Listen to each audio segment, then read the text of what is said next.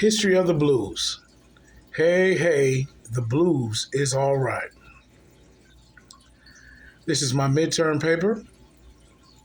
Listen to music for my class. Listen to music rock to hip hop. March 15th, 2023. The word blues is a music genre that originated in the Deep South around the 1860s. The blues was made up of spirituals, working in the field songs, chants, field hollers, shouts, and rhyming slow songs originating from the African American people and culture. Some even called the blues a state of agitation, depression, sorrowful music, sad and sometimes upbeat and joyful, especially when a celebration was involved. The blues is considered the root of all popular music from Western music styles. Then other genres of music came later like ragtime, jazz, big band, quartet musicians and singers, rhythm and blues, and many other genres have some form of influence from the blues. Way down deep in the southern states, the blues was popular and growing. During slavery times, the blues is what kept our people together and many times kept the overseers and colonizers from knowing what the African people were planning, and it was also how they communicated with each other. There would be a call and response type of thing going on the fields around the land or on the plantation.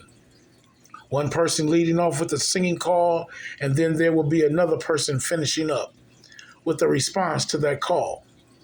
Many times the blues was used to console the wounded, the hurt, and the family that might have lost a loved one to injustice and slavery killings. The blues was the African American song of refuge and a hope of having freedom one day. Even though it would be impossible to try to trace back to find the very first blues singer, we do have the very first recorded blues musician, which was Sylvester Curley Weaver, when he recorded Guitar Blues and Guitar Rags in 1923. In the 1920s, some of the earliest blues singers were dominated by the women folk like Bessie Smith, Ida Cox, Ma Rainey, Alberta Hunter, and Mamie Smith. You also had pre-1940 blues singers such as Papa Charlie Jackson, Skip James, Blind Lemon Jefferson, the father of the Texas blues, and many others. During the 1950s, there were many African Americans finding their way into the blues world and making a living of performing the blues, making a living off of performing the blues. The blues gave record companies such as Chicago Chess Records opportunities to record and sell millions of records by artists as the likes of Muddy Waters, Willie Dixon, Howlin' Wolf, and Elmore James. Willie Dixon was known for being a hell of a songwriter more than a blues singer. He wrote a lot of hits such as You Shook Me, I'm Your Hoochie Coochie Man, and I Can't Quit You Baby, which were recorded by a lot of blues musicians.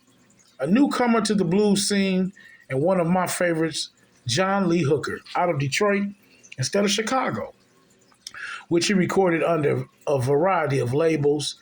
His dramatic Delta bass guitar style and deep, rich voice gave him a career in blues that lasted for almost 6 decades. He wrote a 12-bar blues song called Boom Boom, which was one of my favorites.